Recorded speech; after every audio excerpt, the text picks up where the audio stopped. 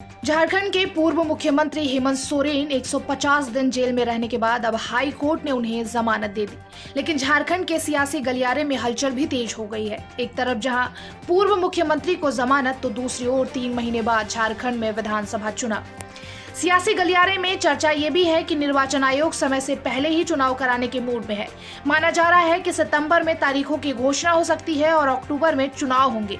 अगर इन अटकलों को सही माना जाए तो चुनाव से लगभग 3 महीने पहले हेमंत सोरेन जेल से बाहर आ गए हैं। जेल से रिहा होने के बाद हेमंत सोरेन ने कहा कि मुझे झूठे आरोपों में 5 महीने जेल में रखा गया। झारखंड के लोगों के लिए 5 महीने बहुत कठिन थे। सुनियोजित तरीके से लोगों की आवाज दबाई जा रही है। आज से जेल यात्रा यही खत्म हुई। पूर्व सीएम के इस बयान से साफ है कि वो रिहाई के बाद और आक्रामक मूड में है और उनकी रिहाई झारखंड मुक्ति मोर्चा को नई ऊर्जा देगी। इंडी गठबंधन भी पहले से ज्यादा मजबूत नजर आएगा और गठबंधन के दलों के बीच चीजें और स्पष्ट रहेंगी। इसके साथ ही बीजेपी भी अपनी रणनीति में बदलाव कर सकती है। प्रदेश की राजनीति में फेरबदल भी हो सकता है। ऐसी कई बातें हैं जो हेमंत की रिहाई के साथ चर्चा में है।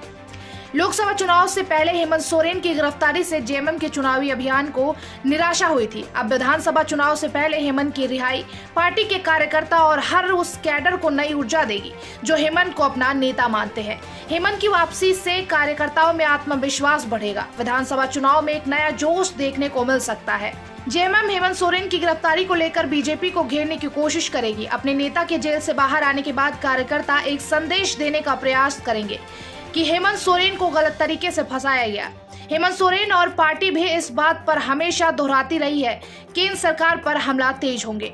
लोकसभा चुनाव की तरह विधानसभा चुनाव में प्रचार के दौरान केंद्र सरकार और बीजेपी पर ईडी का दुरुपयोग करने का आरोप पार्टी लगाएगी और इस मुद्दे को जोर शोर से उठाएगी। चुनाव से पहले हेमंत को जमानत दिए जाने पर जनता के बीच एक संदेश जा सकता है कि पूर्व सीएम को फंसाया जा रहा है। ऐसे में पार्टी को सहानुभूति वोट मिलने के आसार हैं, क्योंकि लोकसभा चुनाव में जेएमएम ने अपने प्रदर्शन में भी सुधार किया। पार्टी ने 3 सीटें जीती, वहीं इंडिया गठबंधन ने मिलकर 5 सीटें जीती, जबकि 2019 में जेएमएम ने 1 और कांग्रेस ने 1 सीट जीती थी। हेमंत की रिहाई के बाद जेएमएम का अभियान तेज होने की संभावना है। जेल में रहते हुए हेमंत कार्यकर्ता से सीधे बात कर पाते, लेकिन अब वो जमीनी स्तर पर कार्यकर्ता और जनता से रूबरू हो पाएंगे, जिससे पार्टी में नई जान आएगी और विधानसभा चुनाव की तैयारियों में इससे मजबूती मिलेगी।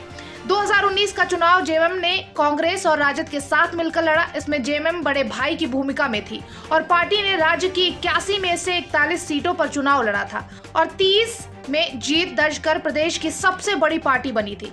जेएमएम, कांग्रेस और राजद गठबंधन वाली सरकार हेमंत के नेतृत्व में बनी थी। अब पूर्व सीएम के बाहर आने के बाद गठबंधन में सीट शेयरिंग और दूसरे मसलों पर खुलकर बात हो पाएगी। हालांकि हेमंत की रिहाई के बाद ही यह तय हो गया कि झारखंड महागठबंधन किसके नेतृत्व में चुनाव लड़ेगा और सीएम पद का उम्मीदवार कौन होगा। लेकिन यह तय है कि सीट शेयरिंग को लेकर भी हेमंत सोरेन जेएमएम को मजबूती दे सकते हैं। Bureau report, TV7 Bharat.